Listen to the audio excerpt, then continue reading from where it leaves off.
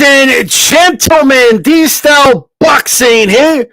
You're tuned to the ATP Boxing Network. Shout out to Sonteo in the chat. Make sure you hit the like button. Make sure you share the video on our social media platforms. Shout out to those listening on Twitter, on the Twitterverse, on the YouTubeverse, and anywhere else you may be listening to this. I mean, that's about it for this one. But with that said, if you didn't catch my ATP boxing show, the podcast that was yesterday, you could always check that out. Tomorrow, the roundtable here on this channel. Make sure you check that out. It should be a good one. It's a slow week, but we're gonna make the best out of it for sure. Check it out, ladies and gentlemen. So, right now, we have a situation where Jermall Charlo once again has the. This is just coming from a fan's perspective, from an objective, just looking at the schedule, right? He has the weakest fight, arguably, on that schedule. That's some weak ass shit. Shout out to Ryan O'Hara. If Ryan O'Hara wants on, I mean, I could always send you a link through Twitter if you want on, if you're available. JC in the building, how's it going? Sonteo in the ring with Christine. The ladies will be on in about 30 minutes or so. So we'll make sure we send people over there when I'm done. You know what I mean? We're going to make sure. You know what I mean? All right, I'll send you a link for sure. I can send you a link. We'll get O'Hara on. You know what I mean? But let me say this.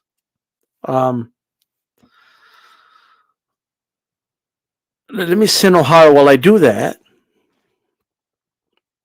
While I send O'Hara a link right now. Hold on. Just making sure it's the right one. All right. Okay. All righty. Let's go get Ryan O'Hara, writer of the Ring magazine. Shout out to him. Working hard. I saw he was playing hockey out there. Hockey ain't easy, ladies and gentlemen. I'm just saying. It's cold out there when it comes to hockey. You know what I mean? I sent him the link. Check it out. What's going on, JJ? Who's down with HCP? Everybody.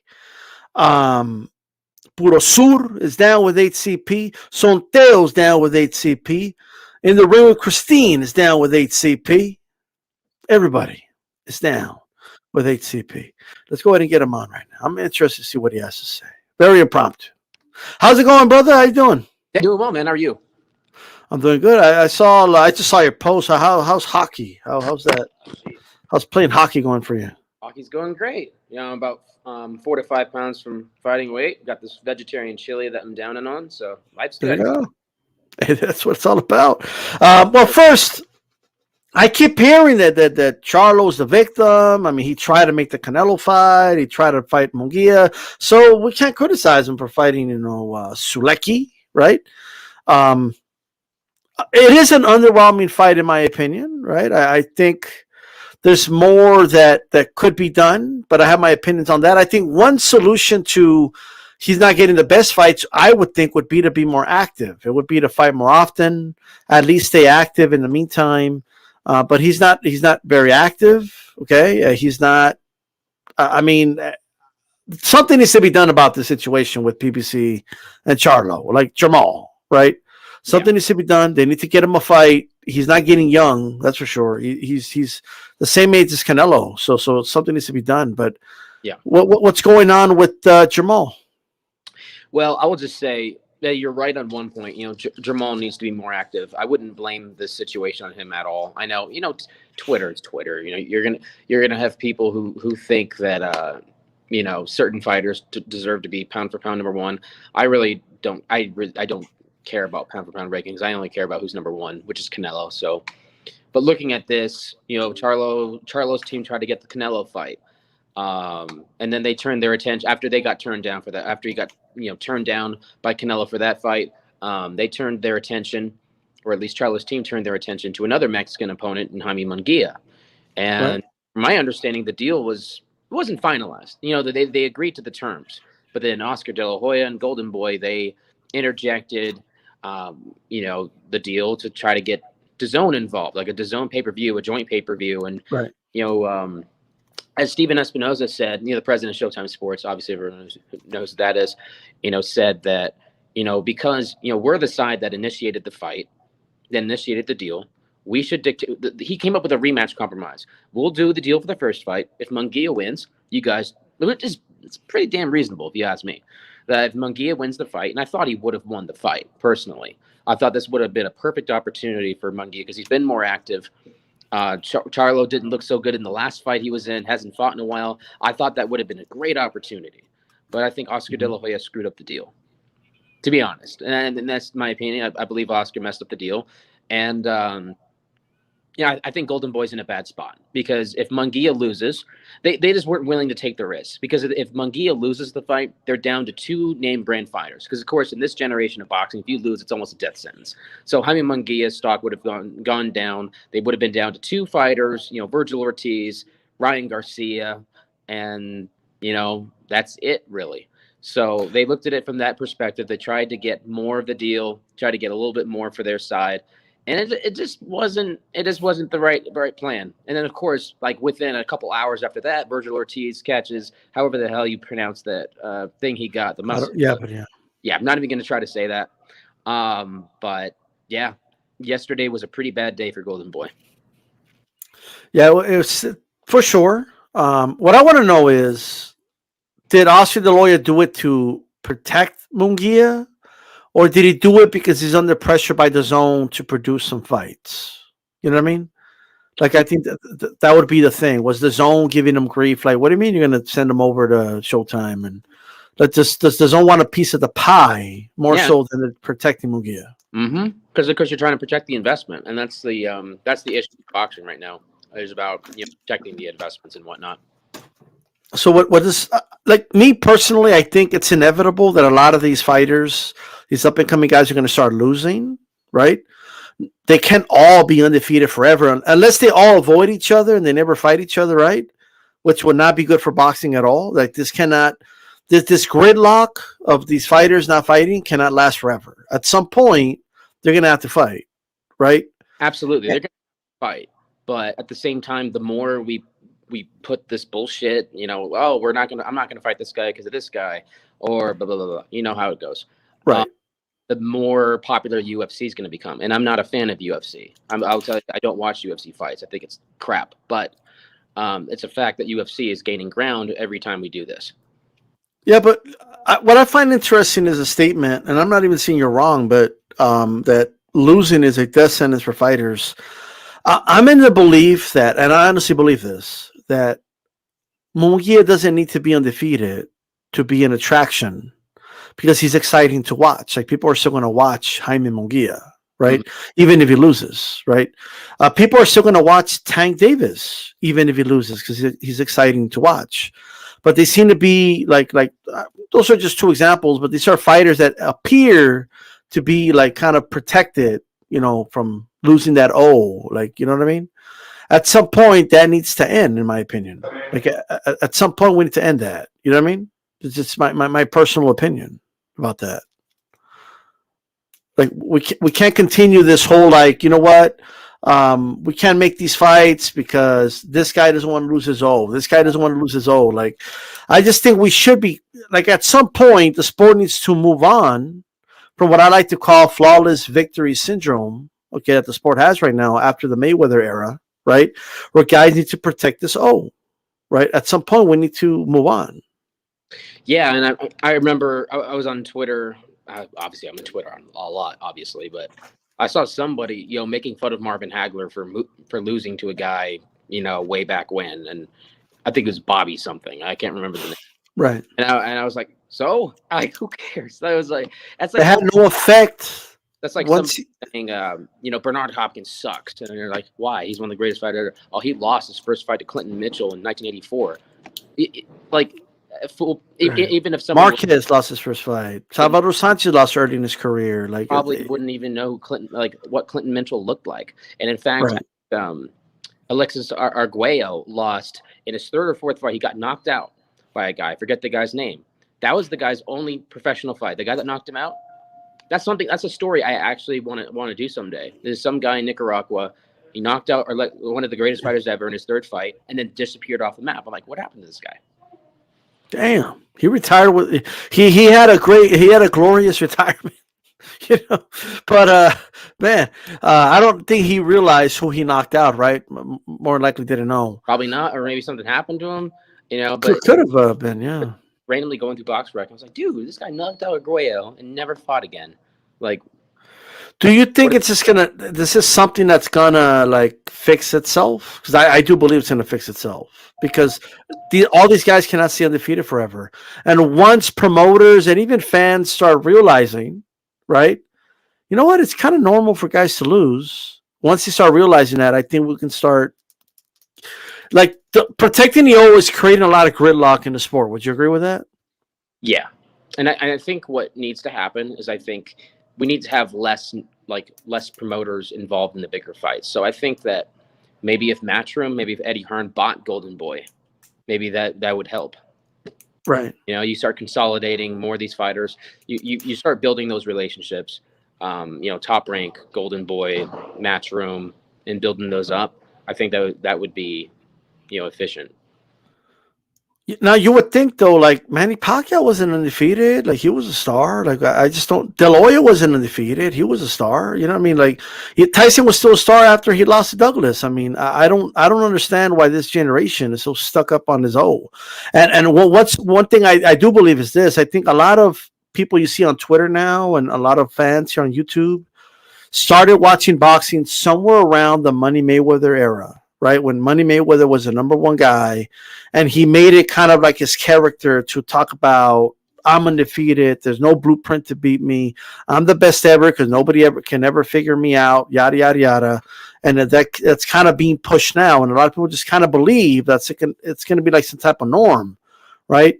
Because I personally know fans that they started watching the sport because of Mayweather. He was undefeated. And then there were Andre Ward fans, right? And then he retired undefeated. So this mentality of, okay, well, that's the way it is, right? And then a lot of them were actually like fans of a Wilder, right? Even though Wilder was not like the master boxer like those two other guys, right? He was going through a streak. He was undefeated. And then when he lost to Fury, it was like a shock. They couldn't believe what they just saw. Some came up with the craziest conspiracy theories because of it, right? Because they couldn't believe what they just witnessed. Losing is very normal, and I do believe that, like, let's say Wilder comes back and he has a big mega fight against an AJ and knocks AJ out or something, right? Mm-hmm. And if I think the more, like, if these guys start fighting, and what we saw more like in the 90s, the 80s, we even saw it in the 2000s, like where there's no like triangle theory, like Taylor beat Hopkins beat Pavlik, but Pavlik beat Taylor, right? if the current fan base starts witnessing that a little more, I think they're going to get over this whole old thing, I think. Yeah, possibly. I mean, I think social media plays a part in it too, because, every time a popular or huge star loses, or a race car driver loses a race late that's, been winning a lot of races, I think what happens is you start seeing these, Jordan crying GIFs, pictures everywhere. And it always happens. So, like, Tom Brady makes the comeback against Stafford. Then, the Buccaneers defense falls through. And then you see Tom Brady's head like, oh, Tom Brady sucks. I'm like, and how many more Super Bowls does he have compared to Stafford? 6. Oh, well, 6 + 1, 7. Just to, clarify that. Just to make sure that no one called me out on that. But yeah, Tom Brady just has 7 Super Bowls, but he has 6 more than Stafford because, math. It's just a weird mentality, right? Like I remember like Fox Sports, was it Fox Sports or ESPN? They did a top 20, I think it was like a top 30 athletes of the last 100 years, something like that, a couple years ago. And Mayweather was like number 21 or something like that.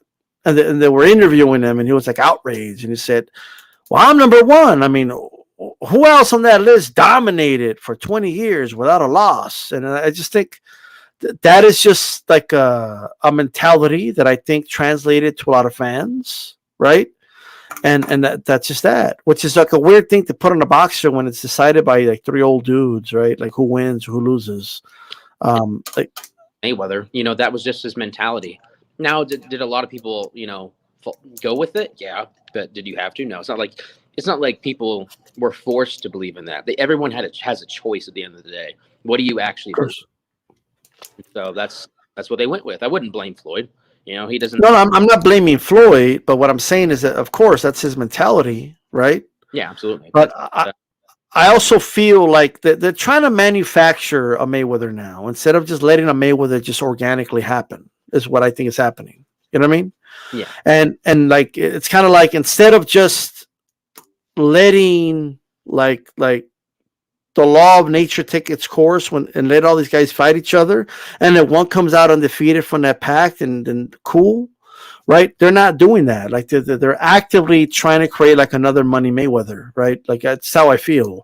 That they're protecting these O's, and I think promoters do feel if these guys lose, it's a death sentence. I just don't agree with that. Like it wasn't a death sentence for Canelo losing. Mm-hmm. He lost, and he got a boxing lesson. It wasn't even like a close fight, but he bounced back from that, and he was able to still become a star because of it. I kind of look at this situation kind of like similar to the Madden NFL video game series, because those games have been terrible for a long time. Yep. So look at it this way: so the sales for Madden NFL were at their highest last year, even though the game was absolutely shit. But if you look at these pay-per-views, so people keep buying these pay-per-views, they keep buying them. I think the only way to fix that side of it would be the fans to stop buying them. Like if you actually don't like the fight, don't buy them, and try to send a message to the people that run the sport, like, hey, we want to see good fights. We don't want to see bad fights. So AJ lost. Did he lose it? Like Canelo stuck. I'm just reading. Yeah. But yeah. Oh, I got you. Yeah. Sontel put AJ lost. Did he lose his stock? No, because there was a rematch clause and he won the fight, and so they kind of treated it as if he never lost. So, but then he lost again. So did he lose his stock now after losing to Usyk? Another rematch clause, so he's gonna have to fight Usyk again. And also another thing, rematch clauses suck. I hate rematch clauses because if we didn't have these silly ass rematch clauses, we would have seen Fury Joshua already. We probably would have seen Joshua Wilder, but at some point too. But we also had the rematch clause with Fury and Wilder. The heavyweight division has become so boring because of it. Yeah. Well, I don't know. I think that I do agree that we should be getting more out of the heavyweight division, but it's a lot better than it was 10 years ago. I'll just say that, right?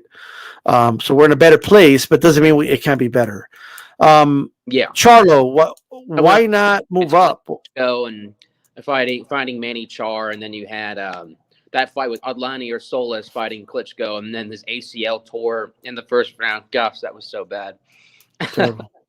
Ibrahimov Klitschko, one of the worst fights I've ever seen, but as well. Well, Admir Klitschko, Jean-Marc Mormec was probably one of the worst fights I've ever watched. Oh wow. Yeah. I think Mormec landed 4 punches in the entire fight. If I'm not mistaken, if you look at CompuBox, he landed 4 punches, and poor Kevin Aioli told me all about it on Twitter. I think it was just back in 2011 or 2012, and said that he was there in person, and I made a joke, and I was like, "Man, did you have fun?" And he literally just put in all caps, horrendous. Oh wow. Here's what I want to ask about Charlo. So obviously, all this is just our opinion or whatnot, but. Yeah, of course, man. And maybe you have some insight. I don't know, but why not move up? Why not go to 168? Why not try to campaign there? It's not like there's no PBC fighters there. There is. Like, there's Plant. There's, there's Benavidez. There's options for him. Well, he would likely run into the same problem because, Canelo Alvarez went into the super middleweight division and cleaned it out, right? And there's a lot of PBC guys that run at 168. None of them have fought each other yet. So, and I'm talking about like Benavidez, Caleb Plant. They haven't fought each other, even though they've been, hating each other for, I don't know, years. It's like all that bad blood, but you're not going to fight each other. All that bad blood, but no, they're not fighting each other. So Canelo cleans them out, and they're still talking, but they're not fighting. Yeah, but does it help when Ronnie Shields does interviews saying, well, what does Benavidez bring to the table? I mean, he doesn't even have a belt, and, Charlo's a champion. Like, I don't think it helps when you say things like that, at least with public opinion, and acting like you can't get a fight, because there is that option.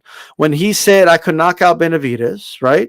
Yeah. And I understand making a fight is more complicated than that, but at least plants the seed for it, right? You say you can knock out Benavidez. Oh, I'll knock him out. Benavidez calls you out, says, okay, move up and fight me. How about you come knock me out then. And then he kind of downplays the fight. Like they don't want the fight. Like, you know, and he's not winning the battle of public opinion right now. Like people are just looking at Charlo as a guy that doesn't want to fight the top fighters. Like of course he wanted to fight Canelo. Everybody wanted to fight Canelo, right? Everybody's making offers to Canelo. Everybody's willing to fight Canelo, right? Yep. But the thing is, just because you didn't get the Canelo fight doesn't mean that there's no other good fights for you. You know, just because Munguia fight didn't happen doesn't mean there isn't other options for you, right? I would be okay with a Sulecki fight if I had confidence that he's going to fight again in 3 months or 4 months. I'm not sure we're going to see him again this year. Like, we may not see him to 2023. I would say it's pretty unlikely that we see him either this year or maybe he gets a fight in the fall. And that's the problem with this I don't know if you want to call it generation or current system. Sure. Fighters don't fight very often. You know, I think the days of seeing guys like Oscar De La Hoya, you know, fighting 5 times a year, which he did in 1997, are almost over, honestly. Unfortunately, unless if there's a major transformation. I haven't seen it. Which is crazy because you see these prospects. I remember when Errol Spence was coming up fighting, you know, 6-7 times a year. And then as soon as he starts getting those top fights, it's like you want. Look, this is why I don't give Canelo grief for fighting the Turkish dude. Okay, what's his name again? I forgot his name. Yildirim. The Turkish. Oh, Yildirim, right? The reason I don't give him grief for that is because he fought Smith, Yildirim, Billy Joe, and then Plant. Okay. And like, honestly, those 4 fights should have been in 9 months or 10 months. Right. But it didn't happen in September. It happened in, you know, the Plant fight. It happened later on in November. Right. And if Canelo is willing to go to PBC to make a fight happen, one of their fighters, right? And the public sees that. They see that he's active. He fought 4 times in less than 12 months. Like, if Canelo is doing that, right? Like the biggest name in boxing, why can't a Charlo be more active then? What's his excuse, right? Like, why can't he stay more active? Like, people want to give him grief for a Sulecki fight if he was more active. Like, I think that's the main issue people have with Charlo. It's and then they'll ask him about Andrade, and he says, "Well, who's that?" Or he'll agree with Canelo. Yeah, Canelo's right. He is a trash fighter, and like, I don't know if he's doing himself favors by dismissing guys that would be a real good option for him to fight. Well, the funny part about the whole Demetrius Andrade thing is that we were talking at the weigh-in at the Canelo Saunders fight, and I brought up to him, this is like behind the stage. I was like, man, you know, what do you have to do to get a fight with these guys? So we started the conversation, and I mentioned maybe you should storm the ring after the fight, after Canelo beats Billy Joe, or storm the press conference. And then this was, man, I might have to do that. And then he did. So I kind of feel somewhat responsible for what transpired. Yeah, but you got to do, like, my thing is, like, if you want to do stuff like that, like, there has to be something more than that, right? Because anybody could show up to a press conference and be like, "Yo, you should fight me." Like, anybody could do that. You know what I mean? But it's how you do it, and it's what you say. You're gonna have to say things that maybe make you out to be the bad guy. That's gonna really piss off the other guy, right? And now the GOAT talked about it. Like, when you have a Mike Tyson telling you, "Yo, you got to talk shit to this dude." You know what I mean? And Jermall's like, "No, that's not gonna work. You know, that stuff don't work no more." And like being very passive about it. Like these guys are missing what I like to call this Clubber Lang effect, right? Well, they're missing like this, like the chase. Like, stop asking for the Canelo fight, right? And build your own shit. It's just how I feel about it. Exactly. That's exactly what I said in one of my the story that came out in New York Fights. Compare the records. Like, when David Benavidez was 25. Like, obviously David Benavidez is 25 now.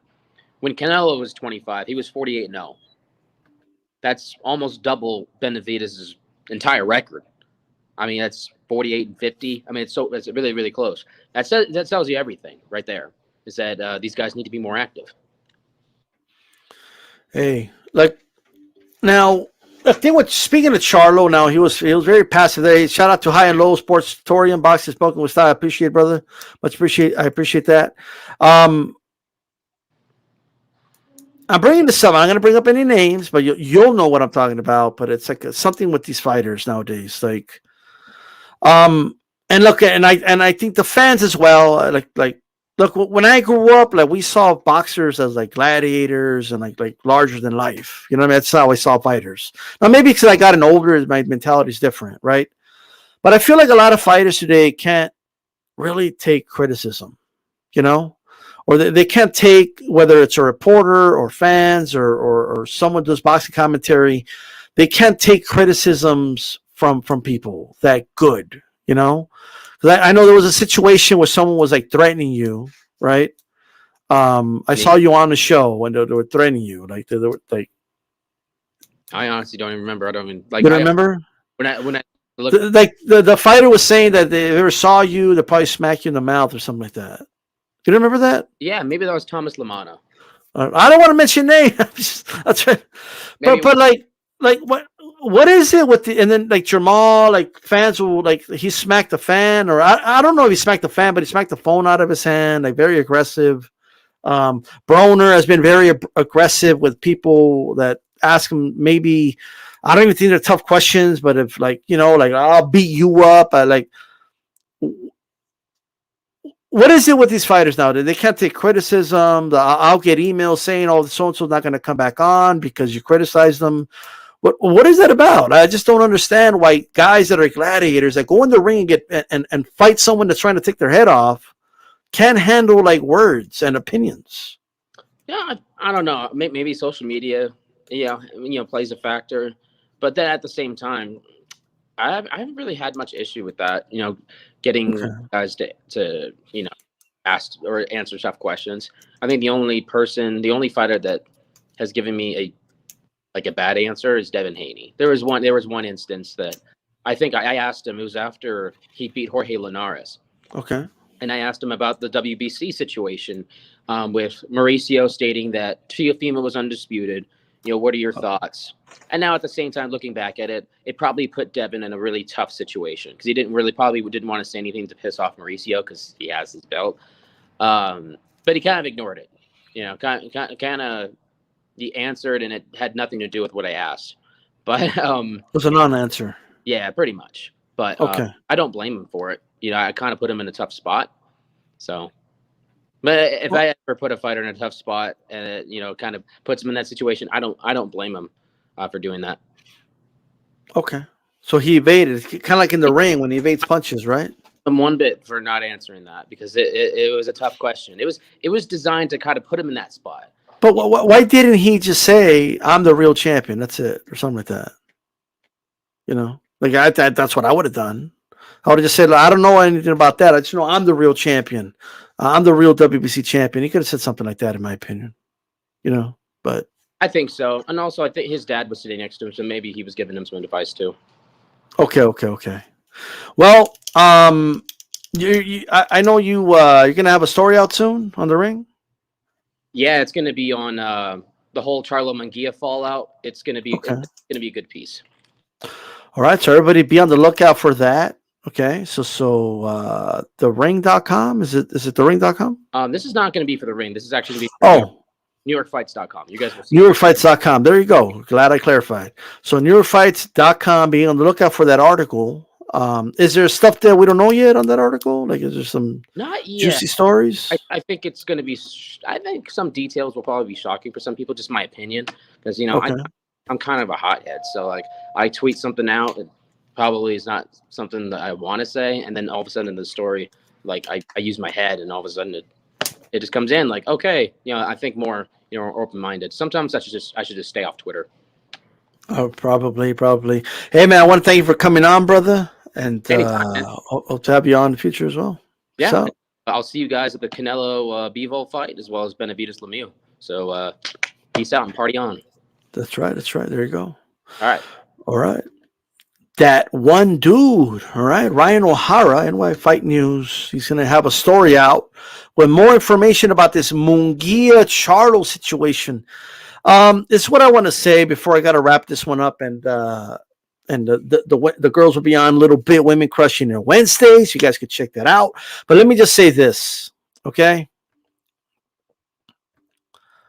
It's about time these guys start building their own careers. It's about time. You're gonna have to take a risk, okay? All these dudes got to take a risk at some point. That leap of faith you're gonna have to take it. That goes for Munguia. That goes for Charlo. Okay, that goes for Andrade. That goes for all these dudes that are taking care of that little beautiful O. You're gonna have to take a leap of faith at some point. Not all of you could stay undefeated, ladies and gentlemen. An undefeated record isn't special if all of you are undefeated because you're avoiding each other. Okay, that doesn't make undefeated look good. The guy that comes out of the pack undefeated, if one comes out undefeated, okay, is the one, all right, that is, special or whatever, all right? Nobody had an undefeated plan for Mayweather when they signed up to Top Rank, okay? That was in the plan. Of course, you hope to guide the fighter as much as you can, and then you start taking leaps of faith and hope that they pass that test, right? And overcome obstacles, and they start winning fights, etc., etc., okay? But at the end of the day, at some point, you can't just be protecting these O's. This is ridiculous. It just is. So what if Munguia loses to Charlo? So fucking what? So what if Charlo loses to Munguia? Jermall, okay, he lost to freaking, Harrison, came back and he won the rematch. So what if he lost that fight? It doesn't even matter now. Like we need to get off of that weird mentality. And that's why we have a lot of gridlock in the sport. That's why a lot of these fights aren't happening in this fucking sport. That's why it takes forever to get these clashes going. Let's start making these fights happen. It's time for Jermall needs to start doing some Clubber Lang shit. Then that's exactly what Tyson just told him. Yo, dude, you want Canelo? Guess what, bro? Canelo's fighting at 175. You're at 160. Are you fucking kidding me?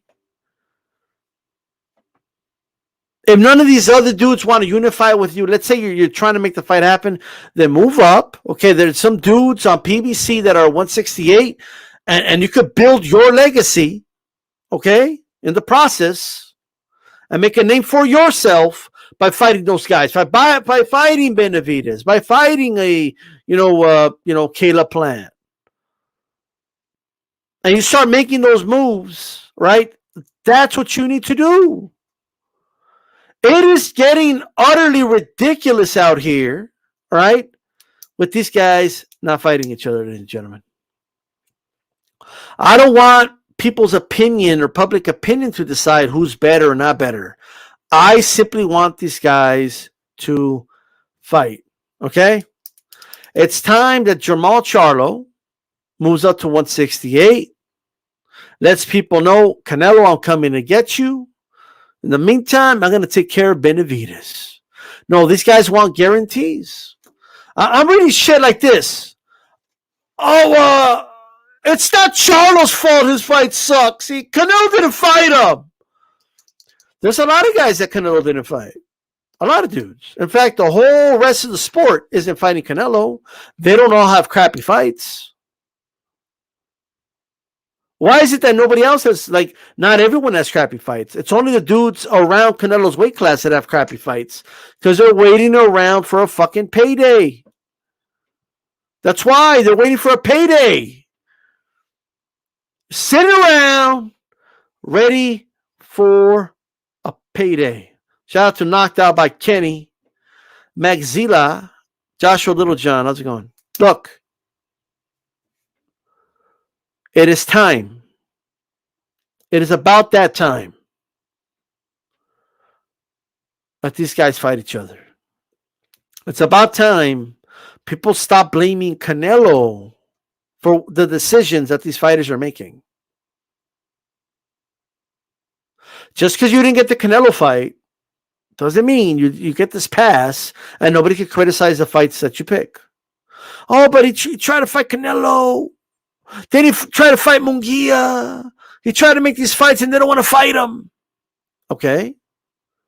Well, the Sulecki fight still sucks. Okay? It's a crappy fight. It's time, if you're not getting the fights you want, at the least stay active. But Jermall has done the opposite of all these things. Post-fight interviews, he's saying that he's 160. If Canelo wants to fight him, he needs to move down. He's asked about Andrade. Who's that? Nobody knows him. He's trash. Oh, but Canelo did it too. That's not the point. The one that desperately needs a fight like that is Charlo. He's the one that needs that fight. And if he can't get it there, he's in an era where weight classes are just right next to each other. You're a big dude. You're a big boy. Move up and fight the guy you said you could knock out. Fight Caleb Plant. Caleb Plant called him out. So it's time. And I don't want to hear the crying. Jermall has had his shot. Canelo has offered him the fight before. But now he's the victim because he didn't get the fight. He's the victim of all this because Canelo didn't give him a fight. Well, think about all the other fighters in all these other weight classes that can't fight Canelo or Canelo didn't fight that aren't fighting crappy opposition. How do these little guys at 115 have trilogies that make fights happen? There's no issues. If one gets sick, they have a great replacement, right? Why? Why is that happening? Because there's no gridlock there. Let's stop creating the gridlock. Let's start voicing out that we need to see these fights. Jermall Charlo is not a victim. Jermall Charlo has options that he can exercise. We don't need Ronnie Shields out here saying Benavidez doesn't bring anything to the table for Charlo. Right? Because then you're going to fight. Look at who you're fighting. What did Montiel bring to the table? What is Sulecki bringing to the table? That's a stupid thing to say. What is true that he's a bigger risk. They see the big risk, low reward, right? That's how they see it. But us as fans, we need to start changing our mentality. Let's start rewarding the guys that take the big risk and make that a big reward. That's what we need to start doing. That can motivate a Charlo to move up and take that challenge against a Benavidez, a guy that he said he could knock out. That's what he said. So I want to see these fights personally. That's just me. All right. Now we're going to talk about this more tomorrow on the roundtable. Okay. I got some people coming on, first hour, second hour, you know what I mean?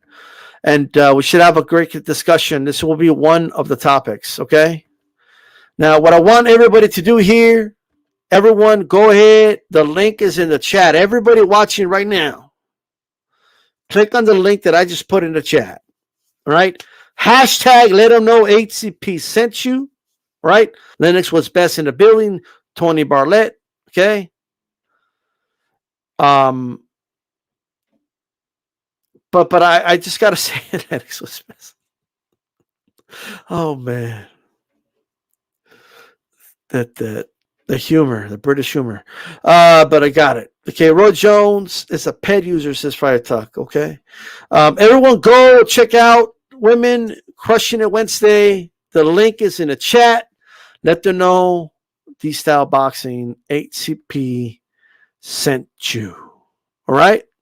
And they're having an interview right now with Kia Krebs. So everybody go ahead and check that out. Interview they got going on. So everyone go over there. Okay. Everybody peace out. This is DStyleBoxing. Keep it boxing. And thanks to Ryan O'Hara for joining us and all that good stuff. All right, I'm out. Peace. Hit the link.